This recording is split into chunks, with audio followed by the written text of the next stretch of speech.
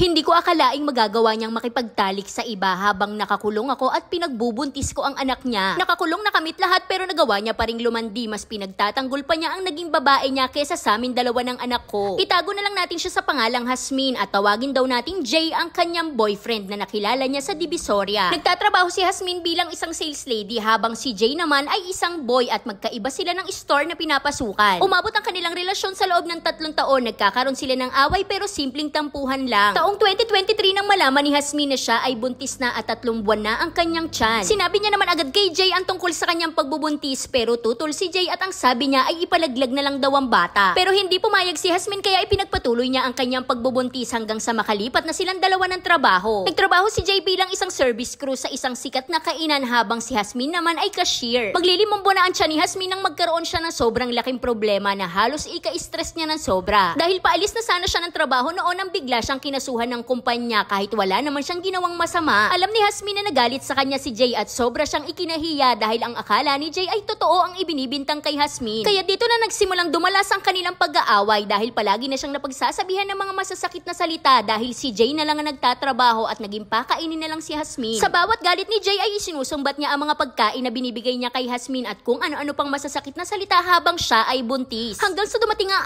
araw ng kasal ng tita ni Jay at naging best boy si Jay. Pinayagan naman siya ni Hasmin dahil ang sabi niya ay puro kamag-anak naman daw nila ang iimbitahin. Ilang araw bago ang kasal ay pumunta muna si Jay sa bahay ng kanyang tita para sa photoshoot nang magpaalam na ito ng maaga dahil matutulog na daw siya. Dito pa lang ay kinutuban na si Hasmin dahil sanay siya na palaging nagpupuyat si Jay. Hanggang sa matapos ang kasal ng tita ni Jay at nagkaroon siya ng friend sa Facebook na isang babae na flower girl sa kasal. Hanggang nitong nakaraang October na bumaba na ang warrant para kay Hasmin na ipinasa ng kanyang dating kumpanya. Nakulong si Hasmin sa loob ng 6 na araw at mabuti na lang na mababait ang kanyang mga kasama dahil alam nila na due date na ni Hasmin sa November 1. Pero bago pa lang nakulong si Hasmin ay nararamdaman niya na ang panlalamig sa kanya ni Jay na pakiramdam niya na siya ay niloloko. Nakapagpiyansa si Hasmin at pag-uwi niya sa bahay nila ay sinubukan niyang buksan ang Facebook ni Jay pero nagpalit na siya ng password. Kaya sinubukan buksan ni Hasmin ang Gmail ni Jay at dito niya na nabasa ang chat ni Jay at ng isang babae na itago na lang natin sa pangalang Thea. Tinanong niya si Jay kung bakit kailangan nilang mag-chat ni Thea pero ang sabi lang sa kanya ay ipahinga niya na lang ang kanyang isip dahil baka nababaliw lang siya. Pero gumawa pa rin ng paraan si Hasmin para mabuksan ang messenger ni Jay at dito niya na nabasa na dinaig pa nila ang magjowa. Kaya sa sobrang galit ni Hasmin ay binoljak niya ang pagmumukha ni Jay at itchinat niya rin si Thea. Pero lahat ng message niya kay Thea ay inansent lang ni Jay kaya ang akala niya ay titigil na silang dalawa. Pero mas lalo pang lumala ang kanilang usapan dahil mas pinagtatanggol pa ni Jay ang bago niyang nakakachat na si Thea kesa sa kanilang mag-ina. Nabasa din ni Thea na habang nakakulong siya ay nagkita si Thea at si Jay sa monumento at doon may nangyari sa kanilang dalawa. Kaya sobrang sakit lang para kay Hasmin na nagawang makipagtalik ni Jay sa iba habang nakakulong ang mag-ina niya. Masama pa rin ang loob ni Hasmin pero naging maayos pa rin ang relasyon nila ni Jay pero pagkalipas lang ng ilang buwan ay nagawa na namang lumandi ni Jay sa isang katrabaho niya. Gumawa si Jay ng panibagong account at doon niya nakakachat ang kanyang katrabaho na bago niya ng babae. Nahuli ulit sila ni Hasmin kaya gusto niya na sanang makipaghiwalay kay Jay pero ayaw niya naman pumayag dahil palagi nitong kinakatwiran ng kanyang anak. Nagagawin niya daw ang lahat para sa anak nilang dalawa at pipilitin niyang makabawi kay Hasmin. Pero wala namang ginagawa si Jay para makabawi sa kanilang mag-ina kaya lalo na lang nadadagdagan ng sama ng loob ni Hasmin. Kaya gusto ko lang pong malaman ng mga naging kabit ng asawa ko na sobrang hirap ng dinanas ko kaya sana mapakinggan nila to. At gusto ko lang pong ipahabol na yung kaso ko ay natapos na at napawalan po ako ng sala kaya maraming salamat po hanggang dito na lang Ate Charis. At ang tanong sa atin dito ni Hasmin ay ano daw ba ang dapat niyang gawin dahil ilang buwan na ang nakalipas ay sobrang sama pa rin ang loob niya sa mga ginawa sa kanya ni Jay. At para sa akin wala ka namang ibang choice kundi mag-move on na lang dahil choice mo naman natanggapin ulit si Jay kahit ilang beses ka na niyang niloko. Pero minsan kasi yun din yung nagiging dahilan nila kung bakit sobrang lalakas na mga loob nilang magloko dahil alam naman nila na mapapatawad lang sila. Minsan kasi sa sobrang pagmamahal natin sa isang tao parang sobrang dali na lang sa ating magpatawad dahil ayaw natin silang mawala. Alam niyo ba yung pakiramdam na sobrang dali lang sa'yong magpatawad pero sobrang hirap makalimot? Kasi yung sakit na binigay sa'yo ng panlolokong ginawa niya ay habang buhay mo nang dadalhin. Kaya siguro kung meron akong ibibigay na payo sa'yo ay yun yung mas mahalin mo ang sarili mo dahil mas kailangan ka ng anak mo. Kasi kapag mas minahal natin ang mga sarili natin parang mas makakapagdesisyon tayo ng tama. Ayoko kasi magpayo ng hiwalayan dahil alam ko naman na hindi ka hihiwalay. Pero sana ay ma-realize mo din na lahat ng bagay ay may limitasyon dahil hindi ka naman ipinanganak para lokohin lang ng paulit-ulit.